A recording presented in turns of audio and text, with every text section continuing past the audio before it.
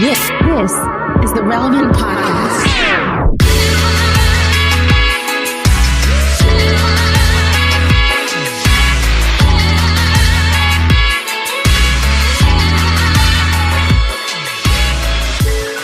It's Friday, May 28th, 2021, and it's the Relevant Podcast. Here in Orlando, I'm your host, Cameron Strang, and joining me from Loverland, Virginia, Jesse Carey.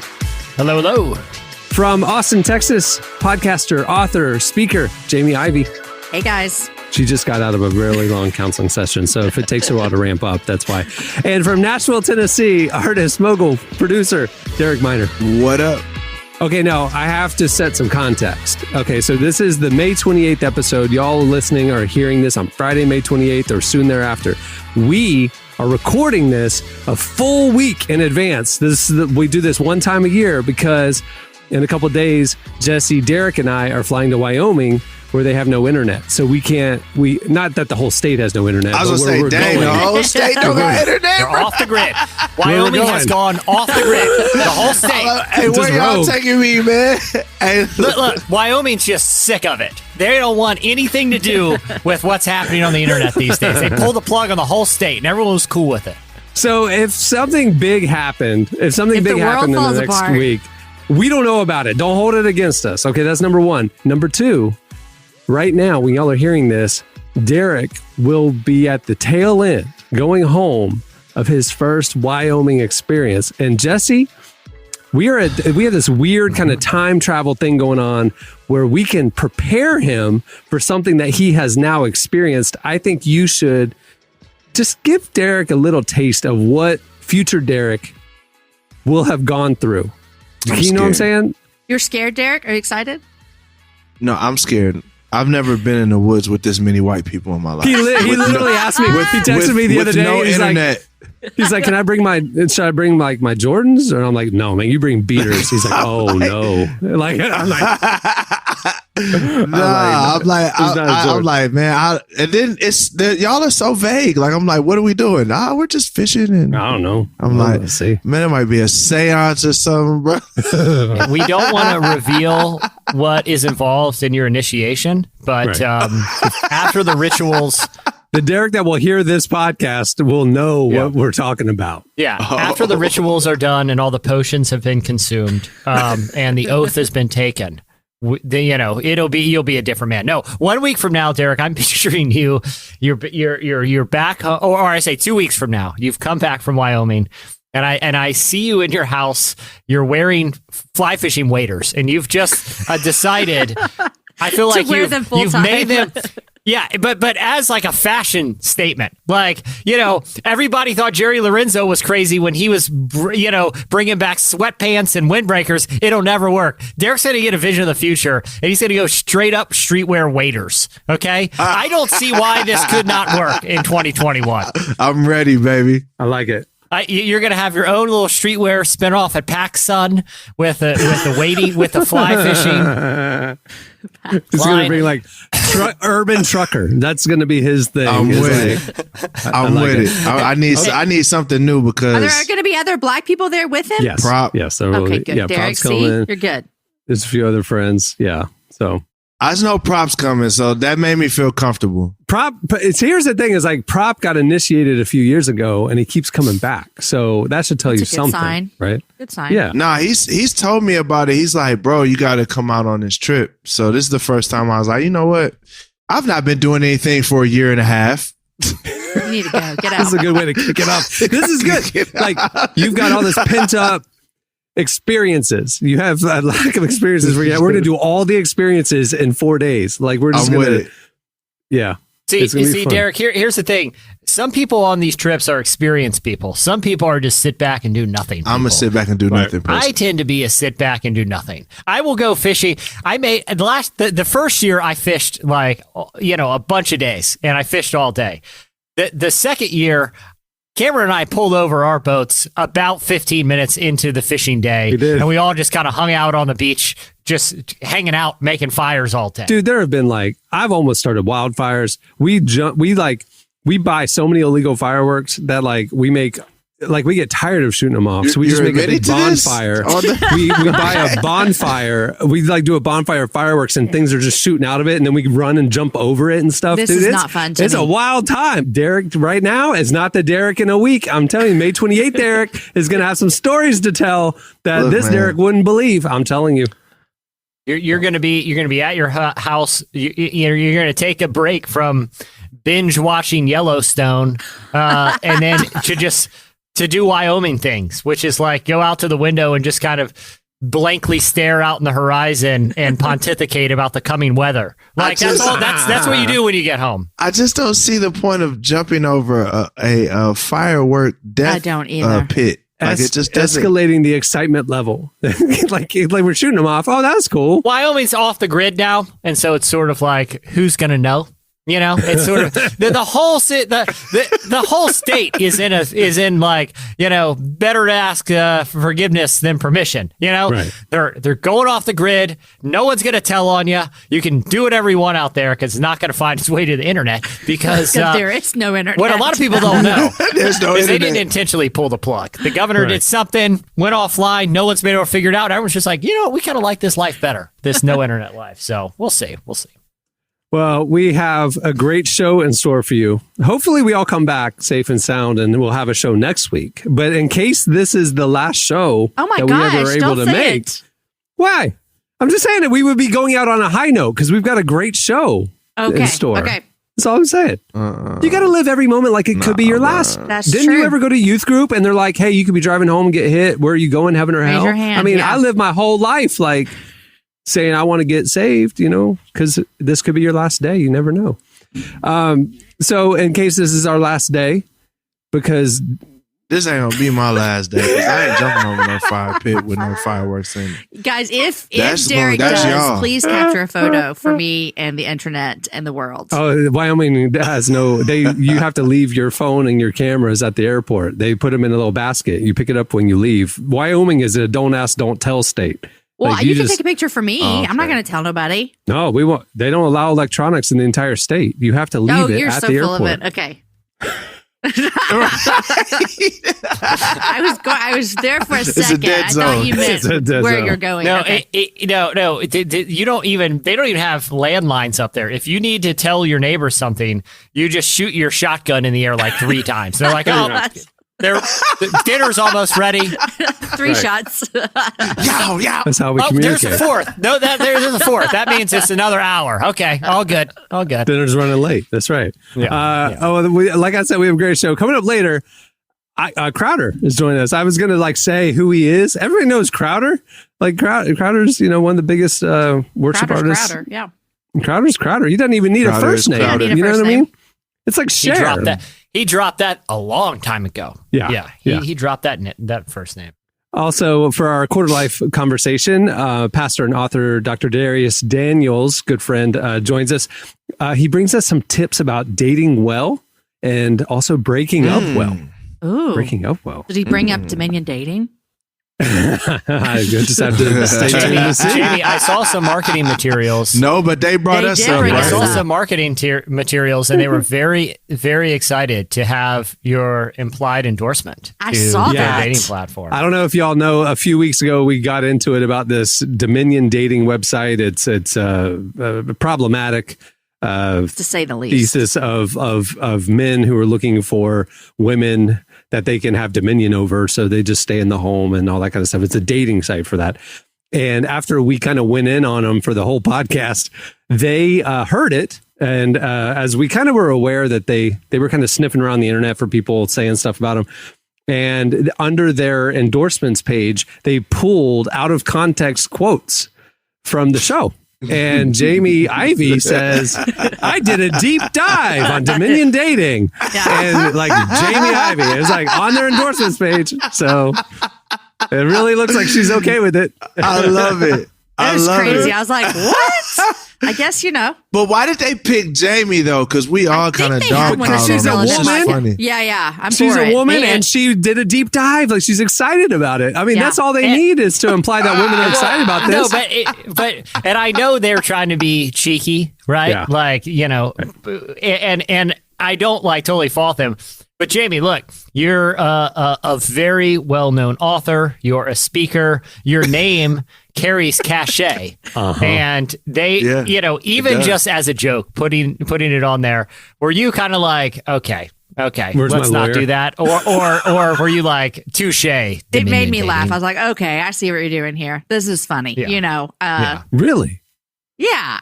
It's funny. Did it bother you, It is Cameron? funny, though. Like, it's hilarious. No, it didn't bother me. I thought it would bother you. There's one that says relevant podcast, Yeah, but I think. it was like, who knows who that is? Like, I mean, that's just somebody on the show said something, and it wasn't even that exciting. Yours was like big and bold, like Jamie Ivey. Yeah. The thing is is, when I excited read about it, this website. every person they had a quote from, I've heard them publicly like diss them. And so to me, there's part of this like, okay, these guys are funny. Like, okay, I see what you're doing here. All right. Okay, whatever. Yeah. You look, if anybody loves a good troll, it's me. I thought it was amazing. But I didn't even think like, I'm going to call him and tell him to take it down. I don't know.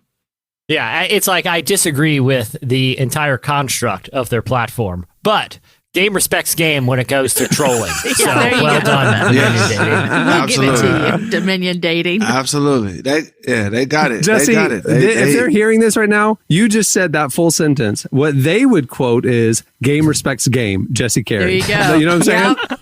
Like, Jesse, you ready for your next endorsement, bro? Yeah.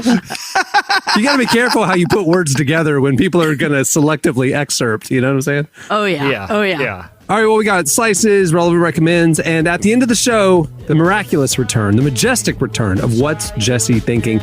All right, but stay tuned. Up next, it's Relevant News. It's a battle inside. I've never felt so far from something in my life. To fall from these heights, I need somewhere to settle down and find my feet. You go from being so entirely to broken. You're listening to Jelani Aria. The song is From These Heights. Well, today's episode is brought to you by podcast creation platform Anchor. If you haven't heard about Anchor yet, it's the easiest way to make a podcast. First of all, it's free. There are custom tools that allow you to record and edit your podcast right from your phone or computer. Anchor will then distribute your podcast for you so it can be heard on Spotify, Apple Podcasts, and every major platform. The cool thing is you can also make money from your podcast with no minimum listenership. It's everything you need to make a podcast in one place. Download the free Anchor app or go to anchor.fm to get started. Okay, it's time for Relevant News. Please welcome to the show Relevant Senior Editor Tyler Huckabee, who's over there covering the intersection of faith and culture at Relevant. Hey, man. Hey, everybody. What is going on this week?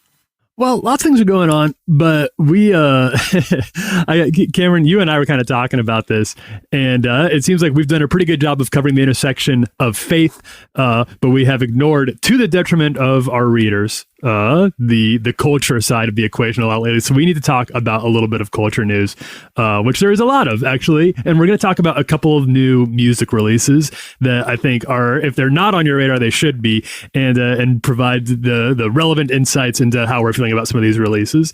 And the first one that we want to talk about is one that I'm sure most people are already familiar with, and that is the release last week of Sour from Olivia Rodrigo, which is probably, I would say, her rise, the speed of her going from nobody to one of the biggest pop stars in the world is fairly unprecedented. She came out of nowhere with Driver's License, and then I think the whole world knew who she was maybe 3 or 4 days later, it felt like. So it's been pretty wild. Now we've got the actual album, Sour. Cameron, you and I were discussing it yesterday a little bit, and you had some of your own thought. I'd say we went back and I'd say we got into it a little bit. Well, it's just, I mean, we'll play a clip here in a second. My thing was just like, obviously she played SNL last week, and Driver's License. It's just a lot of heartbreak, kind of Taylor Swifty kind of stuff. I'm kind of going, I don't get the big deal. We've been here, done this kind of thing. She writes her own music. It just feels very. I've seen this before. I get it. I get it that it's good, and a lot of people connect with it. But whatever. But I think what we were talking about is kind of like Relevant's take on it, like, because we always look for the more redemptive, substantive, spiritual kind of side of what's happening in culture. And to me, it just seemed like teen pop music kind of an inch deep, I don't get what there is to talk about it. You know what I mean? I get that it's big, but I don't get like what's the deeper conversation. So that was where you guys had some pretty strong thoughts about it, though. You and Emily. Well, yeah, our new associate editor Emily did write a little bit of take on it. You can go check out at relevantmagazine.com. But can I say this, Tyler? Yes, go ahead. Listen, the song Driver's License, as a 43-year-old woman, I love that song so much because I feel like when I listen to that song, I literally feel like I'm in 16 and getting my heart broken. Why do I want to feel that way? I have no idea. I don't actually want to feel that way. But to me, it is like, this is the best teenage song I've ever heard because it's not even like sexualized. It's literally just her like, wait, I thought we were going to be together forever and you broke my heart. Y'all, I am here for that song, and I have not heard this new song, so there's that. But I'm going to go ahead and throw all my cards on the table. That thing of you said I was the one, but now I'm not, and whatever is all the songs that I've heard. I haven't heard all the entire album, but I've heard a big chunk of it. You mean on all of her album? Uh-huh. Okay, maybe the girl's having a hard year. It's a through line. It was her muse, let's say, for the album. I don't know.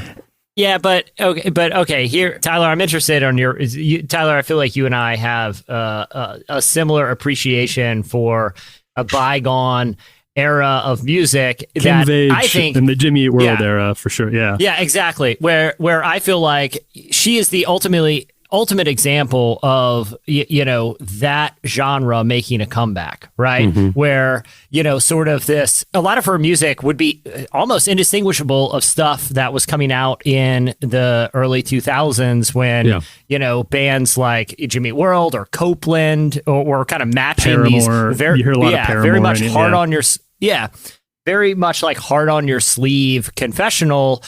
I think that's, to me, the more interesting part is like a dashboard confessional, like when she's driving with her driver's license. Like a dashboard confessional. Precisely. But what's interesting is, it's not just her. I mean, this is the, bands are sort of making a comeback. There's a band, Dogleg, that's really cool. That is basically sounds like a Tooth and Nail band, but they're, kind of, a fresh take on that sort of frenetic combination of like indie rock and pop punk, and I think it's cool. I'm glad that it's that whole genre sort of being rediscovered. Let's play a clip so people can hear. Sure. This is good for you. You know that I do. Well, good for you. You look happy and healthy and nothing. If you ever cared to ask, good for you. You're doing great out there without me, baby. Gotta wish that I could do that. I lost my mind. I've spent the night crying on the floor of my bedroom. But you're so unaffected. I really don't get it. I guess good for you.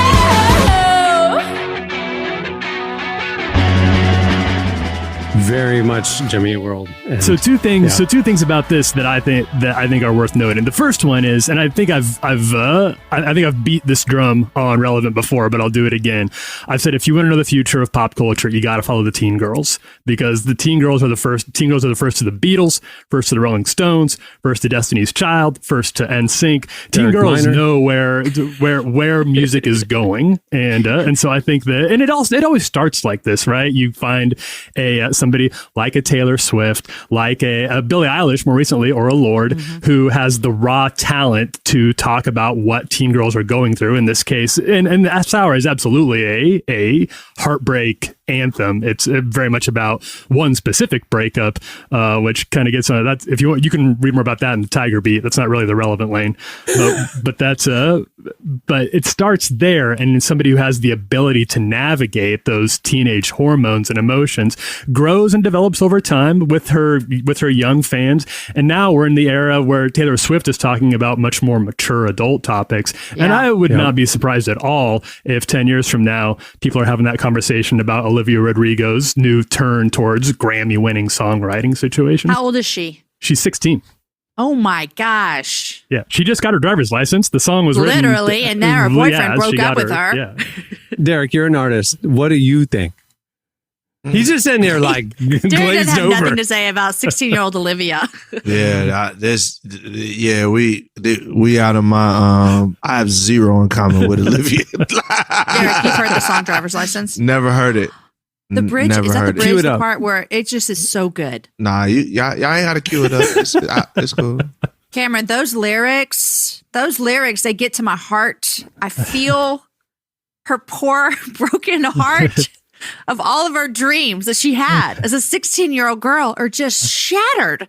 I mean, I am just broken. Dude, and I ride for this genre, man. I think she's awesome. I should note that I think that there is something that shows a little bit of wisdom beyond her years, and this is the way she also interrogates her own insecurity, the way she had tied her self-worth to this guy, and how that fell apart when he left, and what that says about where she's at. And that's something that, at least when I was 16 and I was getting dumped, I did not have the wherewithal to explore in myself. Tyler, your homeschool, you were allowed to date at 16? I'm surprised by that. This is sort of I hope that this isn't one of those episodes my parents are listening to. All right, what else is coming out? So we got Olivia Rodrigo. So we got Olivia. Last week we also had another. It was just a song. This isn't the full album, but we had a song that when I first heard this was happening, I thought it was very, very interesting, and almost couldn't believe that it happened until it did. Y'all know. We've talked about Space Jam 2, and y'all know my skepticism that this can't be good. And when I heard that these two artists were about to come out with something, I thought, oh no, this is going to be like they're trying to do I Believe I Can Fly, inspirational. Yeah. They can't recapture it. And then go ahead, Tyler. Then it dropped. What is it? So we have a new joint from Lil Baby and Kirk Franklin called We Win from the upcoming Space Jam, a new Legacy soundtrack. And I don't think I'm overselling it when I say it's the best song of the decade, possibly of our entire lives. I really love the song. Just hit it. Just press play. Relax, Tyler. Relax.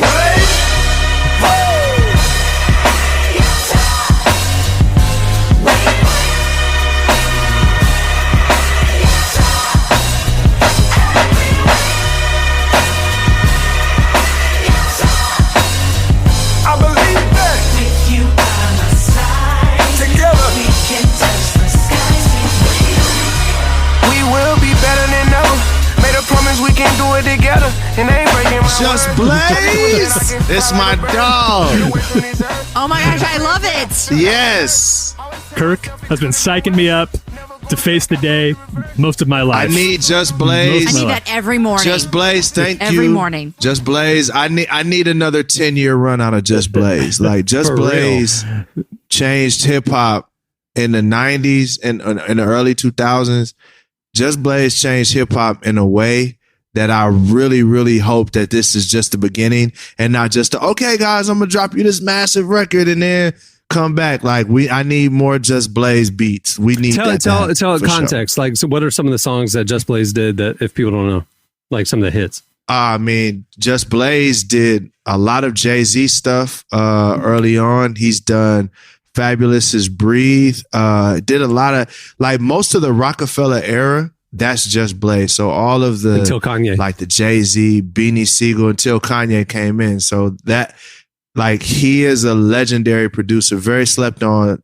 Definitely, he would be considered, in my opinion, would be the Pete Rock of our generation. There you go. Like the sample master takes samples and flips them in ways that no one ever thought to do it. So he's up there with, in my opinion, he's up there with Jay Dilla and Pete Rock. Wow. So, legendary producer. I like that song. So what surprised me was Lil Baby being on the track, you know? Yeah. I mean, that's... No, it shouldn't have, though. Why? Tell me. Lil Baby can rap, man. People sleep on Lil Baby because a lot of his stuff is the trap stuff. But if you go into his B list, like his B-side records, like the records that aren't on the top Spotify records, that dude can rap and he has some depth. And that's since, like, I've been listening to him since like 2017 and he's always had something to say. Obviously, though, he's a kid, so he's maturing. And you're getting to see that maturation, but nah, Lil Baby can rap, man. He is a really thoughtful guy. He's a smart guy. He's like clearly thinking about these things at a deeper level than a lot of his peers are. What I was just surprised about is like Just Blaze is kind of like the previous generation, and then like Kirk Franklin's got kids in their mid-20s. So I mean, it's like Kirk Franklin's the previous generation, and Lil Baby's this generation. So that's what I'm saying. It just seemed like an interesting pairing. Oh, like, okay. I wouldn't Gotcha, have put yeah. those two together. A guy who's like in his upper 50s and a guy who's just coming up, so it worked. The way Just Blaze flipped the choir tone and like, whew. Yeah. So what else? You had a third one, I think, right? Yeah, I did. Last one on the list, and this is a little bit out of left field. This is from more of the indie circuit. I want to talk about the latest tune from Lucy Dacus. Lucy is 1/3 of Boy Genius, which is Phoebe Bridgers, Julian Baker, and her. And Lucy is an interesting one. We've talked to her before on Relevant. It was a number of years ago for her first album. This is a single from her third, and she's part of what I would call a recent small wave, but interesting wave of singer-songwriters who are sort of they're sort of re-examining their childhoods in church and their memories, at least some of the recent ones that I've come across and that we've covered on the site, aren't super positive. We had Semler on a couple weeks back here on the podcast. She was pretty open about the fact that she did not feel welcomed by her church, and she still wants to be, still is a Christian, but has very, I'd say, unfriendly memories of her time in youth group. Julian Baker on her most recent album talks a lot about her own struggles with her faith, still a Christian, but wonders if there's really a place for her in church. And that's true now of Lucy as well. So here, this is a song that she just released last week, and it's called VBS. In the summer of 07, I was sure I'd go to heaven, but I was hedging my bets at VBS. The preacher in a t-shirt told me I could be a leader, taught me how to build a fire and to spread the word. The song sort of, as it goes on here, it tells the story of her meeting her first boyfriend at a church summer camp and trying to rescue him, trying to save his soul, and her single-minded devotion towards fixing his spiritual life blinded her to the tragedies that he was going through in his own life at home. And she realized she was so focused on trying to save his soul, she didn't really know anything about the abusive situation he was facing at his house. And it has this line, Wow, that's I was deep. trying to show you the light, but it just made the darkness darker than before. It's a really good song. She's a wonderful lyricist. She released a full statement about the song that's over at relevantmagazine.com.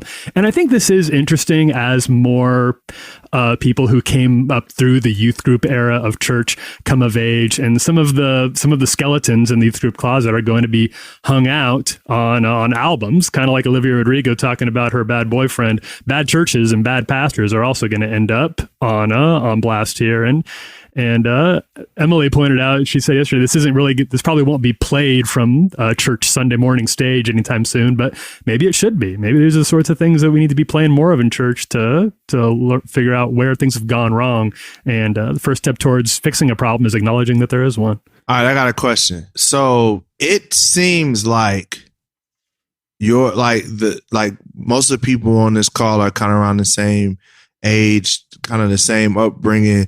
It seems like there's a full-on revolt against that youth group era. Like, it seems like there's a lot of, because I know a lot of people that I used to even tour with that they have blogs talking about their deconstructing, and a lot of, like, there's a lot. Is this cyclical as well? Like, were your parents, did they go, was this a phase? Is this a phase or is this a thing? Like, is this like, It's a good question. a transition? I think it's sort of, I think that's a really interesting observation, but I kind of think it's a both and. Because, like, Okay. I mean, it wasn't, I remember how long ago was the movie Saved with Mandy Moore and Macaulay Culkin? That Would've been was like sort early of 2000s. Yeah, 01 but- or 2, somewhere in there. Yeah, but it was basically sort of Mandy Moore's reckoning with, kind of growing up in the church, and it was that was a satirical movie, but the impetus of it was the same, which was to kind of call out the kind of flaws in, kind of church culture. But I think, to your point, Derek, I think especially in the American church, it does seem to be cyclical to a degree, but I feel like each cycle is a little bit different. Like, you kind of came out of, if you go back to like the time of like the moral majority and, then it kind of spun off to, people who were kind of disenfranchised by this very sort of puritanical approach to faith. I think that kind of spun off to the kind of charismatic-y thing where it was a little fast and loose and a little irreverent. And then, look, there was a lot of these type of things that happen, but I think it happens a lot in the church. I think people grew up in a certain types of church. When they get old enough to really have the language to reflect articulately on what that experience was and are able to kind of think about it objectively, they find the flaws in it, whether those flaws were, kind of structural or institutional, or what was not being taught, or kind of just the general approach to the gospel. It spins something new off. I don't think it's a cycle is ever going to end, because it's ultimately imperfect people trying to relate to what we believe is perfection, which is God and the gospel. I think there's always going to be issues. And I think it's good they get called out. I think we shouldn't have any hesitation to that. But I think it's just, part of the issues of being in part of a world where, the church is, surrounded by imperfection. But like I said, it's how can we properly engage with a message that is perfect? I think there's always going to be issues, but I do think it's good that people are able to be honest about it, Yeah, it's not, we've seen this. It's been, a lot of different names and trends over the 21 years we've been doing Relevant. And like Jesse said, I just think it's a coming of age thing that every kind of generation goes through, and we learn. And the question is, can you go through that process without hardening your heart? Can you chew the meat and spit out the bones?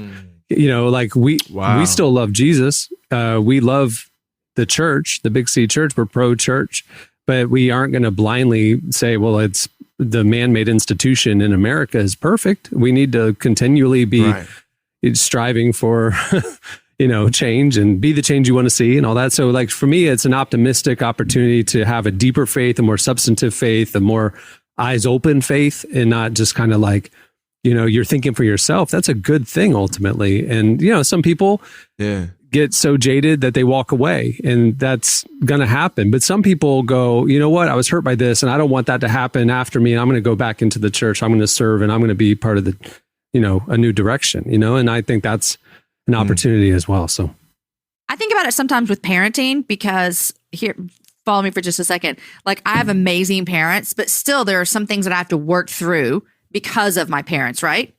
Yeah. And my kids, I feel like I'm doing the best with what I can, but I would bet all the money I'll ever make in my life, they will sit in a counselor's office one day and be like, I remember what my mom did, and I'm still dealing with this. But you know what? You're a better mom than your mom was. That's exactly, and your daughters will be a better mom than you were. And I think we're learning, and it's good. I want my kids to come to me when they're 25 and say, I still remember this, and it hurt me.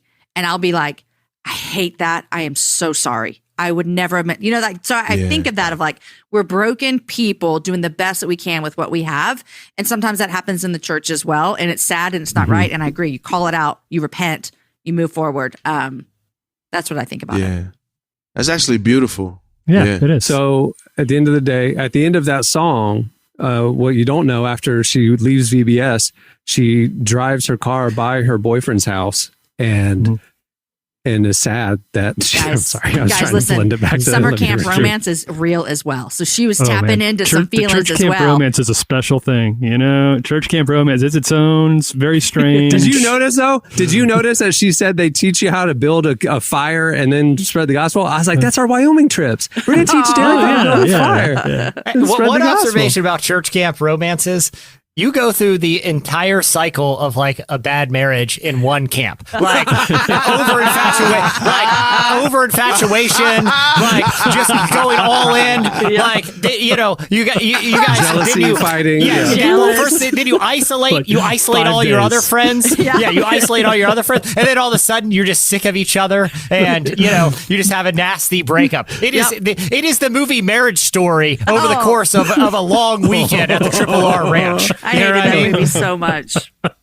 They're like, by Thursday, they're bickering. And they're just like, that's not going to last, man. I think it's time for you guys to break up, call it off. Especially since one of you's going back to Denver and the other one's going back to Dallas. I'm not mad that you held her hand. I'm mad that you prayed with her. And it's like, oh, this is too much pain. It's like that over there. Huh? Okay. A marriage story. Jesse was talking from the heart. He went through that when he was in seventh grade. Yeah, I was a heartbreaker at camp. I didn't get involved. I recognized the pattern. I had too many buddies going through that cycle. Okay, I didn't have time for that. I had mischief to get into. All right. Well, there's a lot more that we're covering over at relevantmagazine.com. Follow us on all the socials for the latest. Thanks, Tyler. Thanks, everybody. All right. Stay tuned. Up next, Crowder joins us.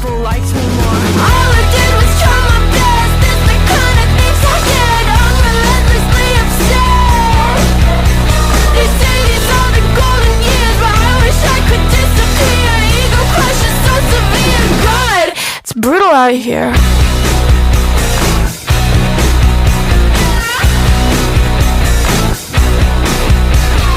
I feel like no one wants me, and I hate the way I'm perceived. You're listening to Olivia Rodrigo. The song is Brutal.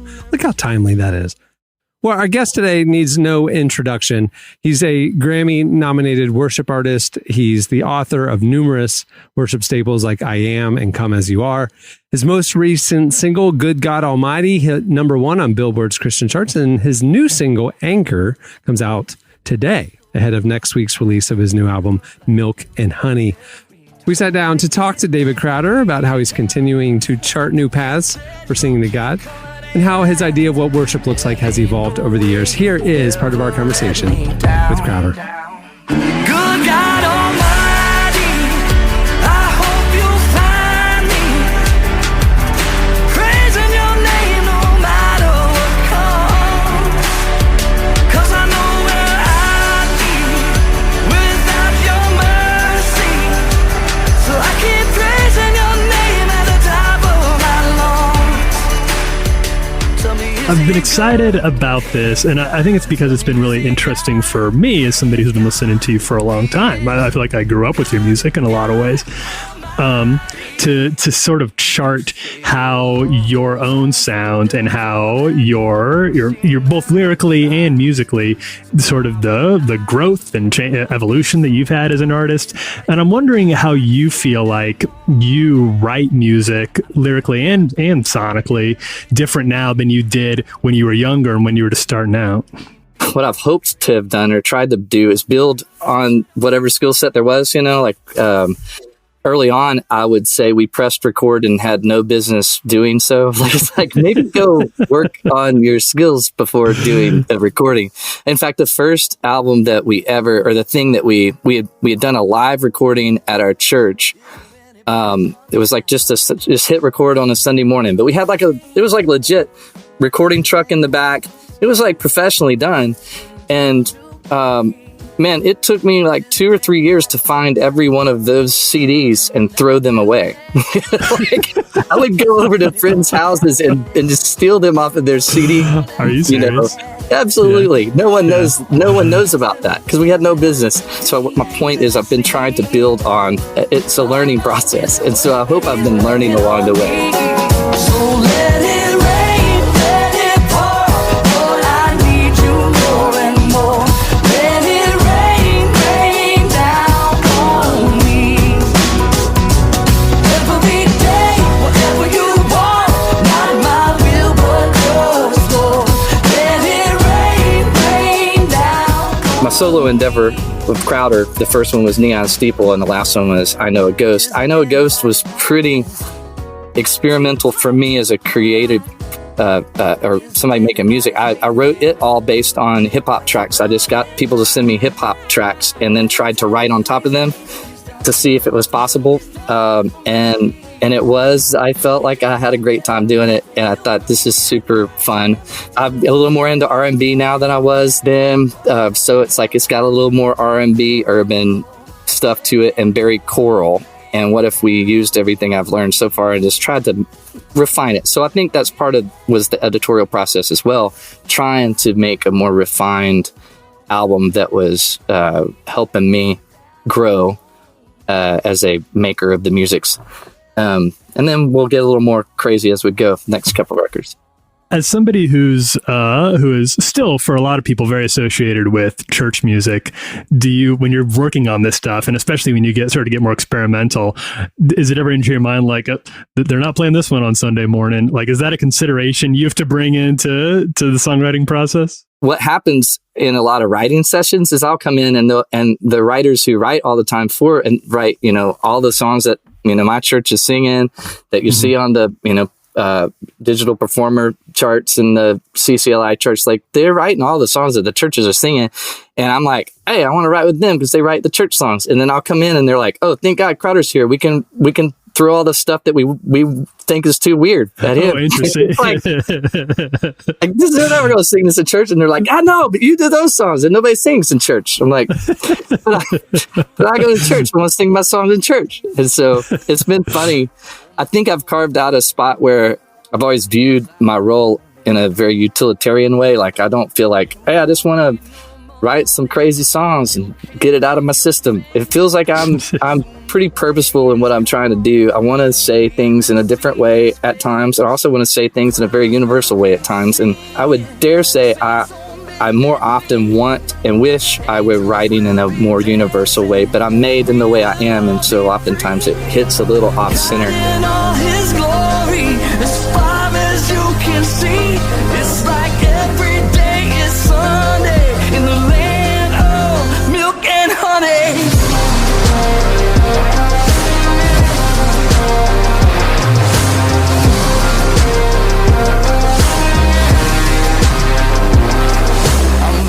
So when thematically, when you look back over this album, over Milk and Honey, what do you feel? I know you don't, this isn't, it's my knowledge, not really a concept album, but is there a thematic, like unifying, like this is the idea, that this is the box that this one is in? Man, I think I'm pretty redundant overall for all of my writing. It's all usually has to do with a couple of themes. It's like, theme is, we're humans and we're very different than our maker.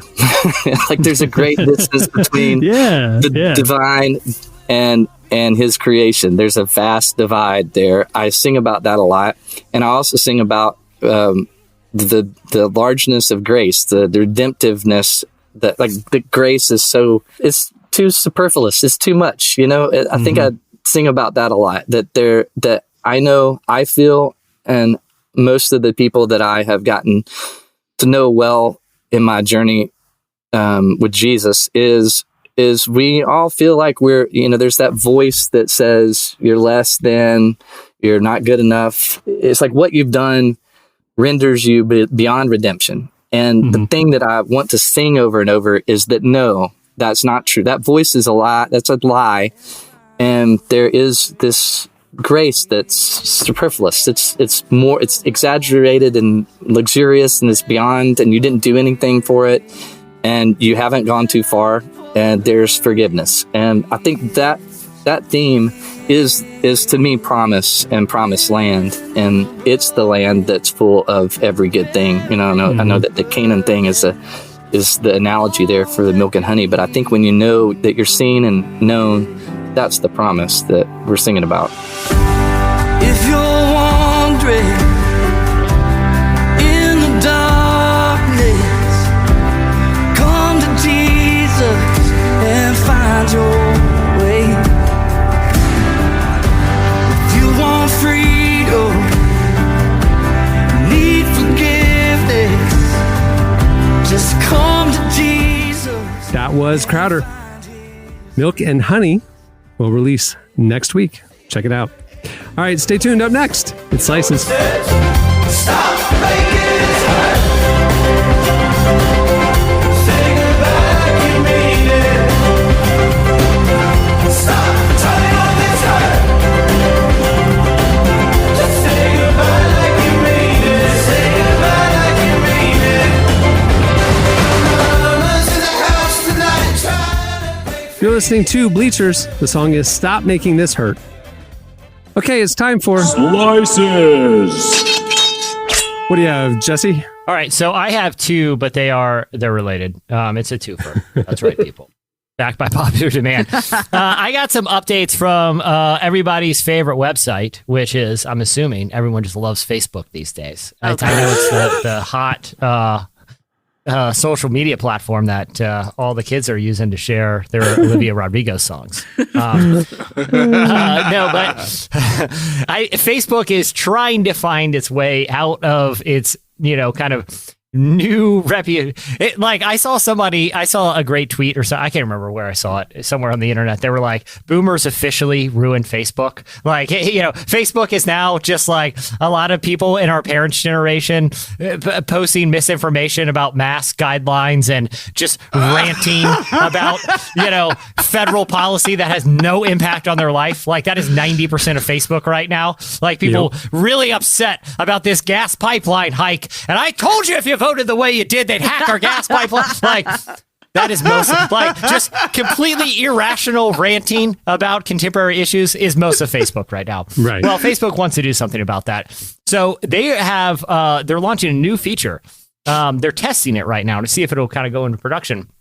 But you can label a post as a prayer post. Now, if you do this, people will have a button that they can respond that says, like, I'm praying for you, or they can post their response into in the comment field. But it'll all be kind of, the idea is that it's a designated place where you can ask for prayer. So hopefully the conversations don't devolve into just pure anarchist boomer hell, as many of those do. Now, the one thing I will caution... This is how it's going to go, though, Jesse. It's going to be like, I'd like to pray for my sister-in-law, Mary, who voted for Biden. And now look at us. We don't have any guests. That's what's going to happen. Please pray for Mary. Pray that God will forgive her of her mistake. Yes, and that he will change her heart. He will lift his judgment on her and this nation. And this nation. For what's going on with this pipeline. That's where I see this going. It probably will. But to the credit of Facebook, the head of Global Faith Partnerships issued a statement to Religion News Service and said, our mission to give people the power to build community extends to the world's largest community, the faith community. I think as much as anything, as they're sort of, I don't... Facebook is a business, and I think they've recognized they better start diversifying the functionality of their platform and targeting, some niche groups with features that will make them feel served, or else it will continue its downward spiral into the worst and most unintentionally hilarious place on the internet. We say downward spiral because I can't think of the last time I logged into Facebook, honestly. And I don't ever go to Facebook. But they posted record profits last quarter. I mean, like their growth is still continuing, even though a generation has left, because the old people are so active. They're like, I don't know. I don't think that they care that much. They don't see it as a loss, honestly. But eventually they will. And two, they have to start diversifying now because Apple's iOS is specifically targeting Facebook, their entire business model, allowing people to easily opt out of tracking, which is the main way that Facebook makes revenue. Is they Google, allow, it's that for Facebook in particular, small businesses rely on their targeting abilities to convert online sales. And if that basic functionality goes away, then there's no incentive for advertisers to use Facebook over any other medium. So I think Facebook sees kind of the writing on the wall here, and I think the prayer feature is an interesting idea. But I want to talk about one other quick Facebook story. But do you want Facebook's algorithm watching their deepest prayer requests and then monetizing it? You know what I mean? Like that feels icky to me. Like my son's in the hospital. They really find their community. Like, I think for some people, they would really say that's their community. And I mean, there's a whole other conversation of if that should be your community where you're going for prayer. But doing it on a commercial platform where it is known to read the words and then monetize it in weird ways. Like, why would I put my most vulnerable prayers on it. You know what I mean? I just feel I icky would about think that. that the most people who are indulging in Facebook aren't having the thought to go, "Oh my gosh, they're reading everything," and then they're just like, "This is where I get my this is where I get my True. news." You True. know, this is Yeah, where I that's right. find out what's happening in my neighborhood. I done heard That's some true. of the most ratchet stuff on Facebook. You just like, dang, you gonna say that? Like, You're gonna say that? yeah. Like when you die, this will live on. This is gonna live how on. your generations will remember you. Right. Your ancestry.com is going to have transcripts like for the Right. future. Yeah. Yeah, your incoherent rant about how a mask policy is affecting unemployment benefits will Right. live on in perpetuity, and it's going to look just as ridiculous then as it does now. But one other piece of Facebook news. Do you guys remember the viral photo from a while ago where Mark Zuckerberg was on this futuristic surfboard thing on vacation? Right. And he's on I this, don't remember that. I don't and it's like a remember that. remote I'ma Google control it. surfboard. Some weird Yeah. Facebook. Do Mark you know, Zuckerberg remote surfboard, whatever, and see the photo. Because the thing that stood out about the photo wasn't the crazy surfboard. Yeah, it was Mark Zuckerberg. He's looking back at the camera. Yeah, I got it. You know, like from a famous Bigfoot that photo. man look like a mime. and Oh my his gosh. face is caked. It is. What is It's that? as if someone had like white face paint and painted it, but it is sunscreen. It's at least an entire bottle of copper tone on his face.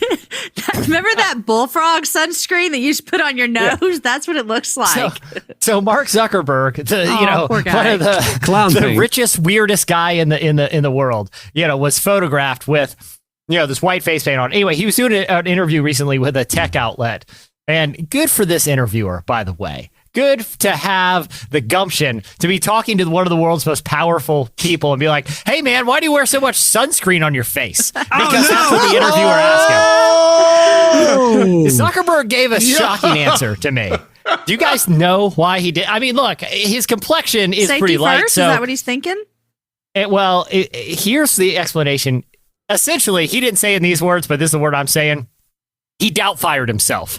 He saw the paparazzi. He saw photographers in boats, and he didn't want to be recognized. So he thought, if I cake my face with a layer of white sunscreen, I could be anyone out here. Just like the scene in Mrs. Doubtfire, where Robin Williams hasn't had a chance to put on the Miss Doubtfire makeup, but thankfully, he's hilariously making like a lemon meringue pie, and he could just look down at the that pie, scene. shove the whipped cream all over her face, and go, "Oh, hello!"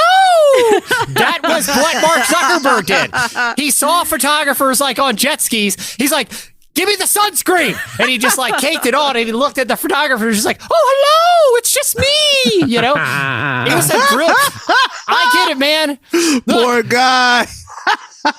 That's funny. You look like the Joker on a day off. Like it's, like.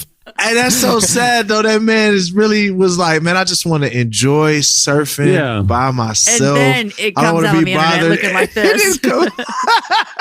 And it's worst case scenario, because if it was just him surfing and they snapped a couple pictures, those probably wouldn't even make it on the internet. The photographers would be like, we got nothing. It's just Mark Zuckerberg on a surfboard thing. He looks over at them and looking like some sort of nightmare mime. Of course it's going to end up. You made it way worse, Mark Zuckerberg. Now everyone's talking about it. You're in an interview almost a year later and people are asking you about it. Like you have a new product you want to roll out and policy you want to talk about. They're like, "Hey man, why do you wear so much sunscreen all over your face, you big weirdo?" Like, you made it worse.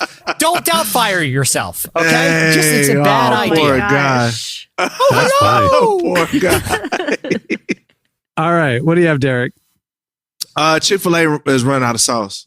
So This is such sad news. What are we going to do? this is really sad. They haven't 'cause run out. They're just limiting it so they don't run out.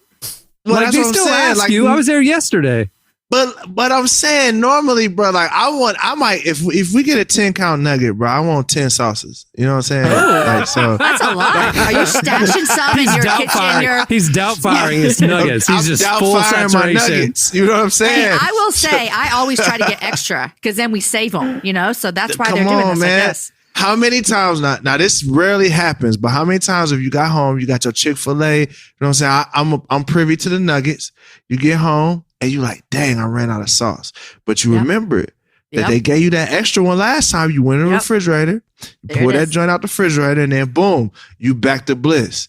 Well, we can't do that no more because they struggling with the sauce. You know what I mean?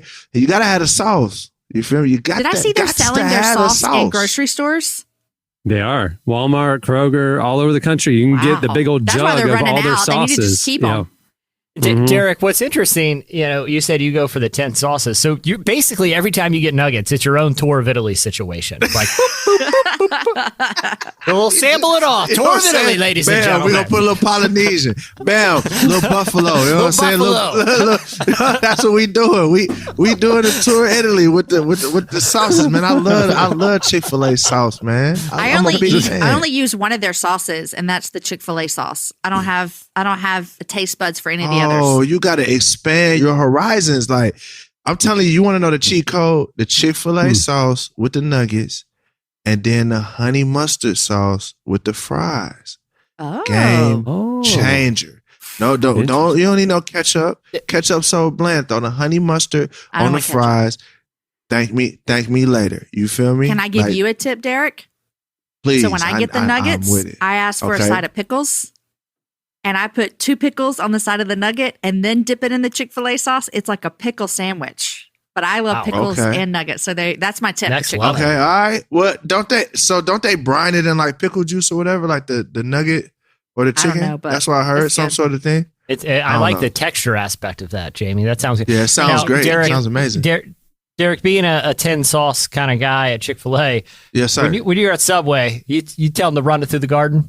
Just run it through the whole garden, man. I'll see you at the register.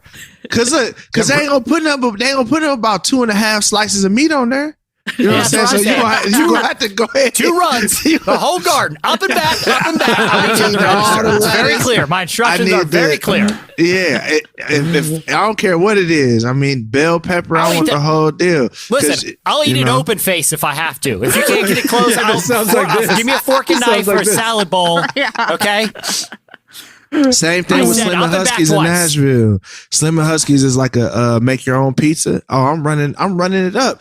By the time that pizza come to me, that joint is like folded like this way. Like it's going down. I'm getting my money's worth. And they don't charge you for the extra toppings. I don't even eat pineapple on pizza like that. But I'm like, hey, but you want throw some pineapple on there. You know what I'm saying? Just because I see it right in front of me. Throw some pineapple on there. You know? It's like back in the day before like Chipotle was the massive global operation that it was, when it wasn't like rare to find a Chipotle, but it wasn't like it was now. Up and coming. They're very strict. Yeah. When one came to your city, it was like, ooh, there's a Chipotle. Yeah. Mm-hmm. Yeah, and I would get them to load that thing. Like when they're rolling my burrito, it was like, those movies where somebody has like, they're trying to defuse a bomb and they're like sweating and it's very delicate and they have the right wire. My burritos were so packed. The tortilla was spreading dangerously thin. You could almost see through it. And they're rolling it so carefully because they don't want it to tear, because they know if it tears, again, no burrito, again, a tearless one. I do the bowl when I go to Chipotle. So, it's the same, but it's the same situation. You know what I'm saying? Sure. I'm going to get pretty much everything. Definitely going to get the fajita vegetables. Then we're going to mess around, get the queso on top of it with a little bit of the guac. Got to have the guac. Even though they charge you a whole lot for a little bit of guac. Yeah, it's not $2.35 anymore. It's crossed $3 at this point. Yeah. Yeah, it's ridiculous. $180. It's just going up. They got to relax on this guac. Yeah. They gotta relax. The guac, there's an avocado shortage, and so like the prices are going up. They have to pass it on to us, I haven't been pleased with Chipotle. I had a couple Uber Eats situation. One wasn't their problem, but one was Uber Eats' problem. It was dropping my pin 3 houses down. I had 2 times I had to go to my neighbor's house and retrieve my Chipotle, and they just thought they got a sweet free meal out of this deal. Like, are you kidding? So that was a whole thing. How is this 17 pounds? They're like, what is in this bag? This burrito is the size of a football. There's a small child in this bag. So what y'all are saying is Chick-fil-A is having a national shortage of sauces because of y'all, like overindulging the free policy. That's what you're saying. Let me tell you how I'm going to beat the system, guys. My 16-year-old just got a job at Chick-fil-A. I'm going to tell him, dude, if you need me to pick you up or I need you to put some sauces in your pocket. Bring mama some sauces. He's stealing. You're telling your child to steal. Wait, Jamie hold Ivey. on. Your family is embezzling. Wait, hold on. The Ivy family is embezzling sauces right now. This is salsa or sauce embezzlement. This is Saucegate. He's gonna get fired because mom told him to. Hey man, why you get fired on your day off, man? We found out I was stealing sauces for my mama. Okay, now that y'all say it like that, it does seem a little rough. But you better watch them Ivies, boy. They run off with all your sauces in the house. A member boy. of the Ivy family is involved in a very elaborate embezzlement scheme. But this is the Ivy crime family. Hey, rarity is going to make the value go up. So she's hoarding something that will become more and more valuable the more she hoards. So, there you go, guys. She knows it's the next scam. It's like Bitcoin. She knows. All right. It's the next Jamie, Bitcoin. What do you have, Jamie? All right, I have some good news for all of our Alabama listeners. All right. There This is are the two, good news. because the internet's really shaky in Alabama. For the two guys and girls that are listening. For the first time in nearly 3 decades, Alabama will allow yoga to be taught in its public schools. Stop. Yes. Stop it. I'm moving to Alabama. But here's what you need to know. This is a new bill that was just signed in on Thursday, yesterday that we're recording this, a week ago, overriding a 1993 ban on yoga instruction in public schools. So now they can offer it for first grade to 12th grade, but there are some stipulations. No one is allowed to say namaste. Why? Well, because when the teacher says go back to class, no child can say, "No, I'm going to stay." Oh, that's a good one, Cameron. No. So they're saying you got to go back to class. That's what they're saying. Namaste or any kind of chanting is, it's like hypnosis. It's an Eastern philosophy, meditation, and they're having none of that. So it's a stretching class. They're going to let the kids stretch, is what you're saying. I guess they're going to let them stretch. So this is a new thing, is that now we can have yoga in Alabama, but in the schools, but you cannot say namaste or any kind of chanting to go along with it. But Alabama is bringing it back. I feel like Alabama yoga is going to be its own kind of yoga. Yeah, kind of like Southern rock is different than rock. I think Alabama yoga, it's not going to be the yoga that they do in LA. I just think this is like what'd they say 30 years? So 1993 ban. I mean, I remember growing up, I was told yoga is bad. Yoga is like the devil. It's like a nod to a Middle Eastern religion or something. And so it was very scary to do yoga when I was growing up. And so this is where this came from. The transcendental meditation side of it does have very strong Eastern religion roots. I mean, that is true. But what's practiced at the hot yoga bar down 2 blocks down from your house ain't exactly a spiritual. I didn't even know. I mean, it's been a while since I've been in high school. I didn't even know this was something that was legislated at all. Like, I didn't know schools were doing yoga. That's crazy, dude. to me. If I was in high school and they were like, "Hey, man, you can take a yoga class," I'd be like, "Well, heck yeah, dude! I'll take anything that I don't have to sit there and learn stuff. Like, yoga's great, man. Good."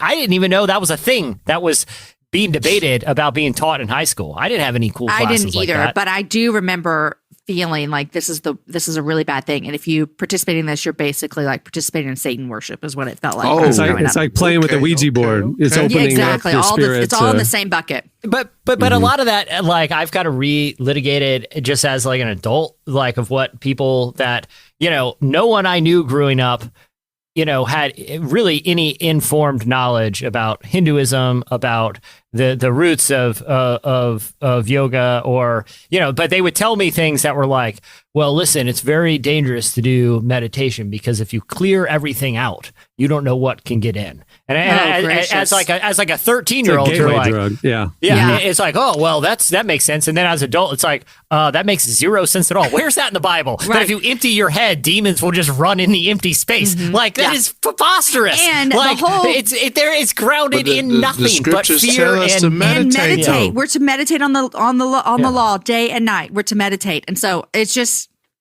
is what it is. I thought it was funny that Alabama said now we can do yoga, but you can't say namaste. Well, that's Alabama yoga. I'm saying you brand it Alabama yoga. It's its own thing. It's a variation of yoga. I think that's legendary.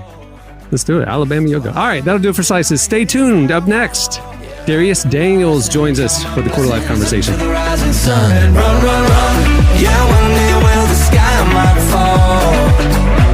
Yeah, one day I could lose it all.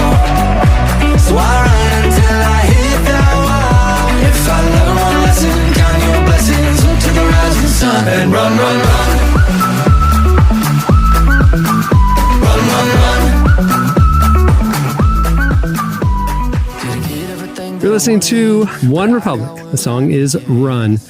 Should I say ORU's own One Republic? They went to ORU. Well, for the last couple months, we've been doing a special content series called Quarterlife, specifically focused on the issues and topics that you tackle in your 20s. Everything from career to faith, relationships, mental health and wellness, and so much more. Talking to well-known authors, entrepreneurs, faith leaders, and others. We're doing this to encourage and inspire you to make the most of this season of life. The series has a new article every Tuesday and Thursday at relevantmagazine.com and a Quarterlife conversation with leaders and influencers here on the podcast. We're doing it for 12 weeks. We're kind of getting near the end of the series here, and it has been presented by UHSM Healthcare Sharing. As you're rethinking everything in your 20s, you should rethink your healthcare as well. Go check out what UHSM is doing. It's awesome. It's revolutionary. Love it. Well, our Quarterlife conversation guest today is Dr. Dharius Daniels, friend of the show. He is the founder and lead pastor of Change Church. He's the author of several books like Represent Jesus and Relational Intelligence. He understands people well, so we wanted his thoughts on dating in the modern age, both in terms of how to date well and how to break up well. Here's our Quarterlife conversation with Dr. Dharius Daniels.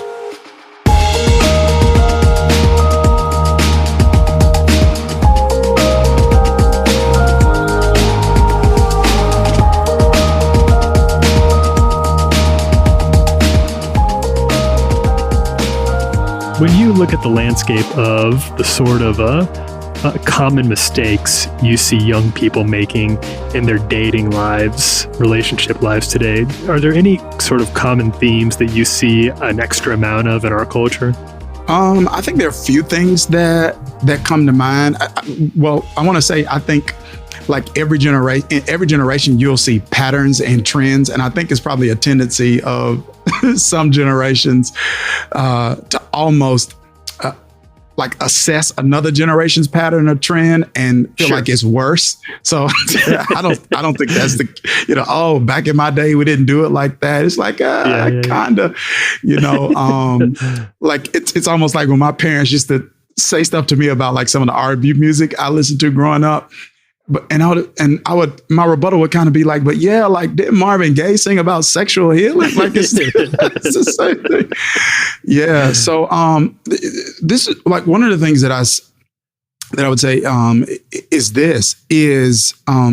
this underestimation of the power of emotional attachments, like the casual dating thing. Now this is going to sound so antiquated and old, but I think there is like this assumption, it seems to be a trend, this assumption that, okay, I can date, have fun, and I'm not at risk of making emotional attachments with people that are really not healthy for me. And it's almost like dating is kind of, man, this sounds so antiquated. It's kind of a recreational activity. And I feel like what you're really doing to some degree is you're rolling the dice with your heart, and the impact that some of these relationships have on your heart, like emotionally, can affect you professionally, can affects your focus, it affects you spiritually. So I feel like kind of the casual dating thing, that's kind of a trend. I think short-term dating is a trend, meaning, hey, just based on the season I'm in, let me find somebody that I feel like I can kind of have fun with. Not necessarily somebody who's going to actually be a purpose partner for me. When it comes to long-term relationships, like marriage, you are more than just people who date. You're more than just lovers. Like you're like life partners. And so I think, obviously, everybody that you date, you probably aren't going to marry. Yet at the same time, I think there's some danger to being short-sighted in your dating. So I think that there's sort of or at least I was raised, I can speak to myself, I was raised with a fear of breaking up, and I never got very good at breaking up with people. From personal experience, things you've observed, when it's time to break up, is there a better way to go about that? Even maybe a more godly way to go about breaking off a relationship that is respectful and kind and loving and more helpful that maybe we don't always get right when we do it? 100%. So the answer to that question, I believe, is yes. I broke up with somebody. I was in college. I broke up with somebody that I thought it was going to be a long-term relationship. And I don't know, like months after that, I met my wife. It's this whole idea of like necessary endings sometimes. Like I didn't know I was going to meet my wife, but if I didn't, if I wasn't honest about, because, you know, sometimes breakups aren't really you doing anything. Sometimes breakups is acknowledging that the relationship is broken. It's two people facing the facts that this isn't what we thought it was, and it's not going to be what we thought it was going to be. So I feel like they are necessary from time to time. I wouldn't be with my wife, who is the woman for me, if it wasn't for a breakup in college. But I think the way we should go about doing it should really line up with the golden rule. This whole idea of doing unto others what I would have them do unto me. So if someone's going to end a relationship with me, I would think through, how would I want that done? Where would I want that done? What language would I want used? And I feel like it's important to try to do your best to deliver it in that way, because you want to see, if you're breaking up, you want to see yourself as releasing them and you into God's next for you both.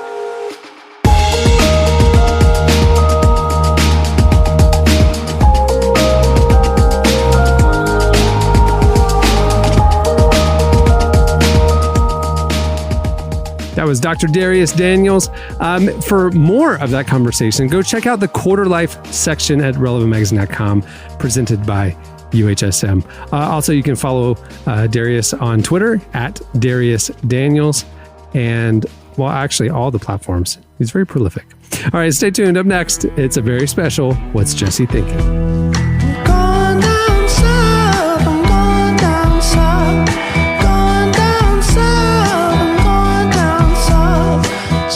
This week on Relevant Recommends, we're talking about A Quiet Place Part 2, John Krasinski's follow-up to his runaway hit horror feature. Like the first one, there are plenty of jump scares here, but fortunately, there's also that same focus on the importance of love and family when all else seems lost. You can read more over at relevantmagazine.com.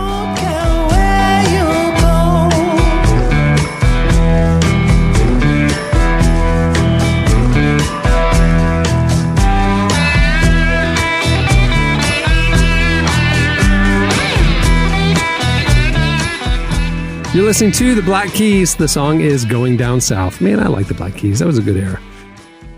Okay, it's time for... What's Jesse thinking? Huh? Well, I'll tell you. He's thinking about stuff because he's not doing yoga. He has not cleared his mind for the demons to come in. So I know. Whoa. I know the moment I stop thinking, there is just a whole legion that is just ready to just run in my ear hole and not come out when I tell them to. Like the Ivies trying to get into the storage closet that has all the sauces. You know what I'm saying? They're just waiting for the door to get cracked open. Yeah. Yep. That is the theological lesson I was given. No verses to back it up or anything, but checks out. I mean, you can't just be walking around with nothing in the old noodle. I mean, it's basically playing with a Ouija board. Okay. What are you thinking about this week? Well, I'm thinking that there needs to be more albums from fictional bands, and here's why. It was announced this week that Chris Pratt, or last week, my apologies. It was announced last week, not Chris Pratt, but Andy Dwyer, who Chris Pratt played on Parks and Rec. Try saying that. Who Chris Pratt played on Parks and Rec. It's very tricky. Is releasing an album with his fictional band Mouse Rat, which will be co-produced by Entertainment 720, which is a fictional entertainment company in the universe of Parks and Rec. It will feature a special saxophone cameo from noted Pawnee saxophonist Duke Silver, obviously played by Nick Offerman on the show.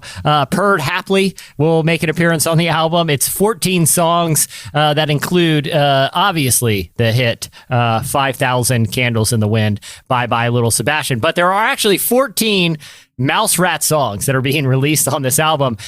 One, I think I'm a big Parks and Rec fan. I think the show still holds up, and I still enjoy kind of running later it back. Seasons. Yeah. For sure. For sure. Once it kind of got into his rhythm. But I just like this idea of, a fictional band putting out an album that is not fictional. Like, it's not, obviously the jokes have humor in it, but it's an actually produced album of these characters playing, or these musicians playing in character. Is this like a Garth Brooks thing? It's not too dissimilar, but this band actually, rose to prominence because they were featured. It was a plot point on the show. So let's hear a clip of 5,000 Candles in the Wind, a classic. Bye, bye, little Sebastian. Miss you in the satisfaction. Bye, bye, little Sebastian. You're 5,000 candles in the wind. Okay, I'm all about this, guys. I want more albums from fictional bands. I actually think we could do our own little Christian music festival with that Christian band that Jesse Plemons played in Friday Night Lights. Anybody remember that one?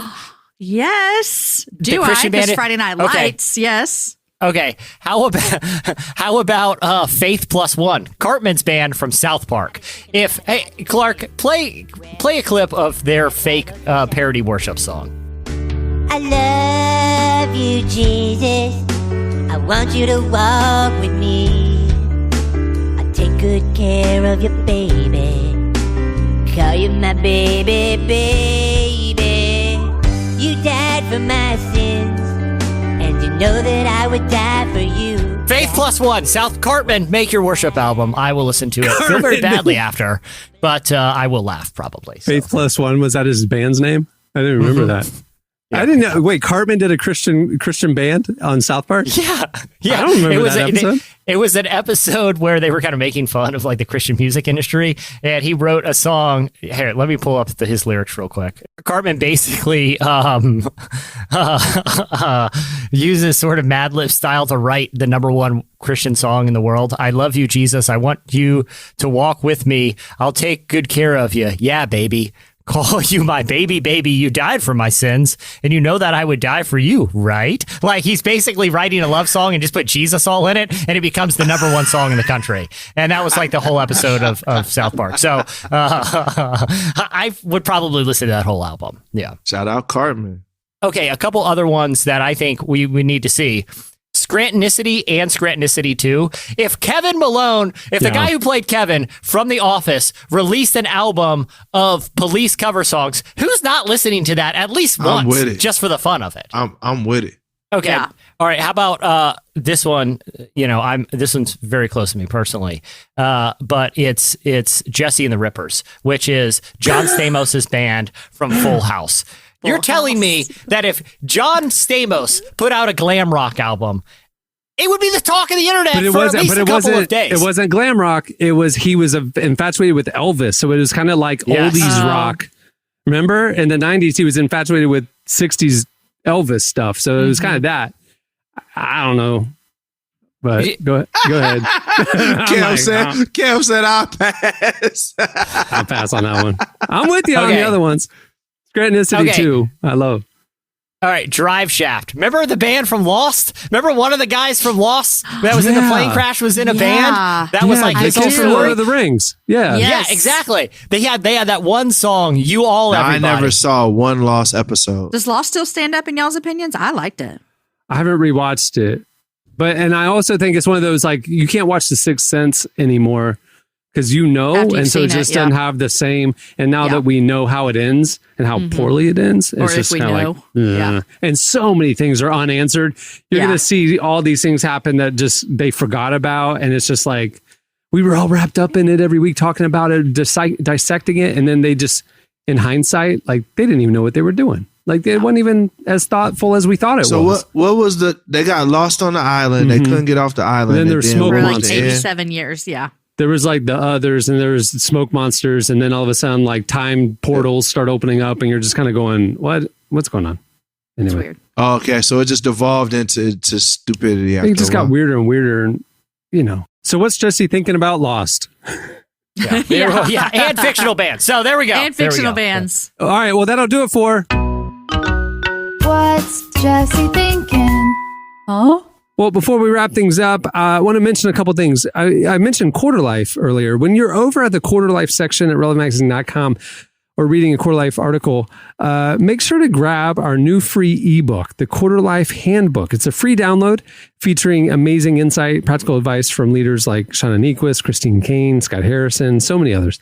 The ebook is available for free thanks to UHSM, just like all of Quarterlife. Go check it out. Also, to not miss a thing on the Relevant homepage, you can sign up for our new daily newsletter, bringing you the top 5 trending stories at Relevant every morning. Go check it out, curated down to just the best of the best in your inbox every morning. And in our faith section, you can check out our daily devotional series. It's called Deeper Walk. It's presented by our friends at Lumo. There's a morning devotional email you can sign up for. There's a new daily devotional podcast. You can get it on all the podcast platforms. It is awesome. Check out Deeper Walk, presented by Lumo. On that note, we'll wrap it. I'm Cameron Strang. I'm Jesse Carey. I'm Jamie Ivey. And I'm Derek Miner. If he makes it, we will see y'all next week. Have fun in Wyoming, Derek. All right. Yo. Y'all have a good trip.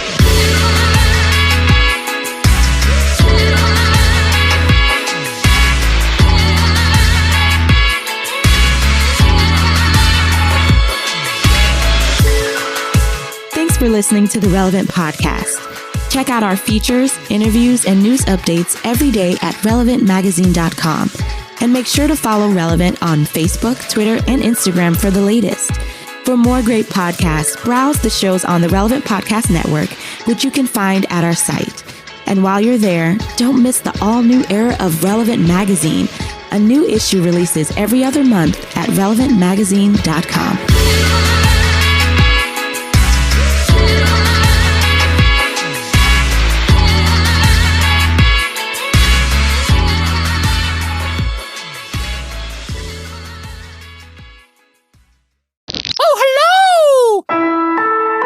Relevant Podcast Network.